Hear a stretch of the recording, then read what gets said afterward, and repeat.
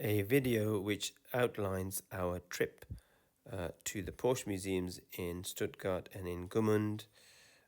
We took the Eurotunnel and then headed towards Stuttgart via Belgium and France. This is the boring bit, about 7 or 8 hour journey. The Porsche Museum in Stuttgart is worth a visit. It is both modern in its building, internally it's full of history, the exhibitions are well lit, and everything is well explained in English. From the humble beginnings of the very few rare cars, all the way to the sporting pedigree and prowess, to the modern machines that we appreciate today.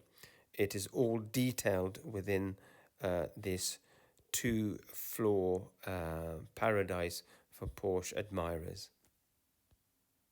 Silver is the racing colour for Germany, and in my opinion, these old classic Porsches hold that silver beautifully, as in these examples.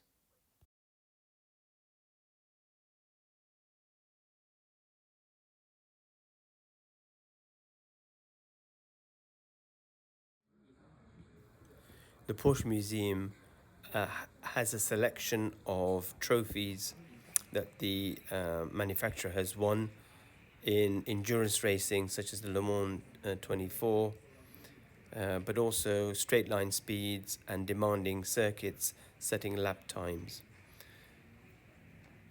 Compressing the air that goes into a combustion chamber of an internal combustion engine to allow a more ferocious explosion to occur, thus producing more power, termed forced induction, and using a unit called a turbocharger, is something that Porsche claim to have been doing for the past 50 years and experimenting with perhaps for longer than that, making it the manufacturer to have done this technology for a long time, and also giving rise to the Porsche Turbo road car.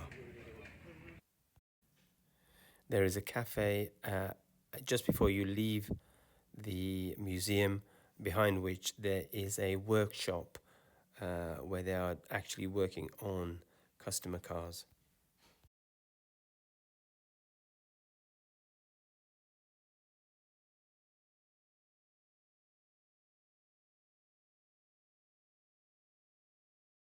Gmund is a small village in Carinthia in Austria, but it does house a very small but significant Porsche dedicated museum where a majority of the first road legal Porsche cars were made, in particular the 356 model.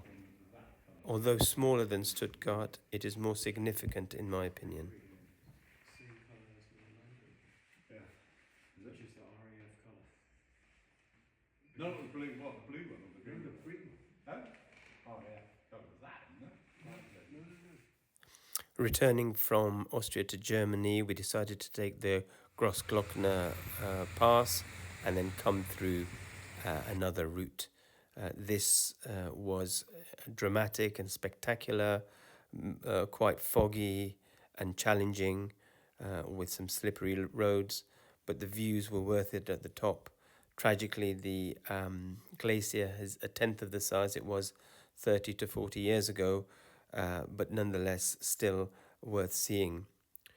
The route down gave us some challenges, and all drivers enjoyed taking the bends at legal speed, but the amazing landscape made this little detour worth the while.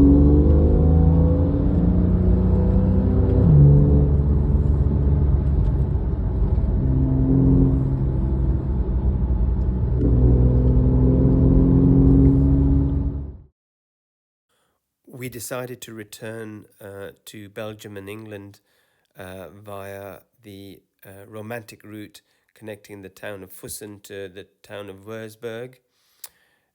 Between the two, there are a number of quaint villages with their own castles and places to visit, very quirky in certain places. The residence in Wurzburg is definitely worth a visit. It was visited by the RAF during the Second World War and then rebuilt. Its opulence is jaw-dropping. Recommended are the frescoes and the room of mirrors. And they need little explanation.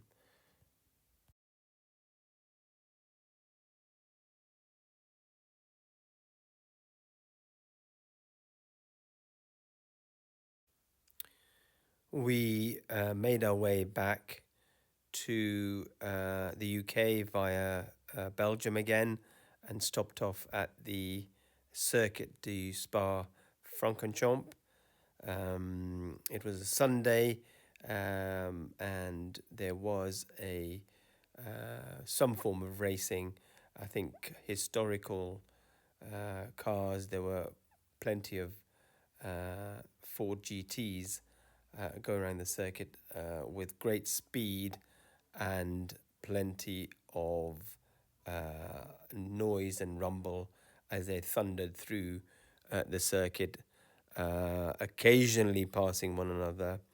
I was able to get the drone up to look at the circuit, and the footage doesn't do justice to the speed at which these drivers were pushing their cars to, but it was certainly a great treat for us, unexpected, and we enjoyed the atmosphere as there were quite a few spectators, and the weather, as you can see, was exceptionally good for late September.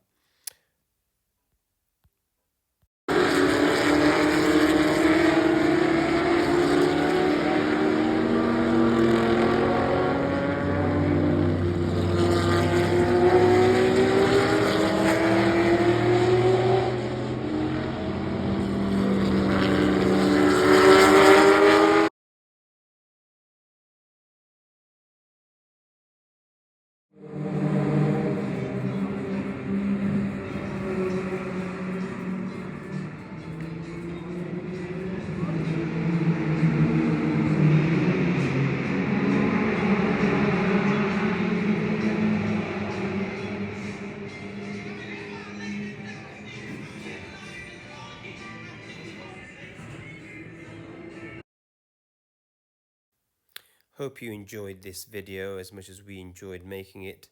Until next time, cheerio.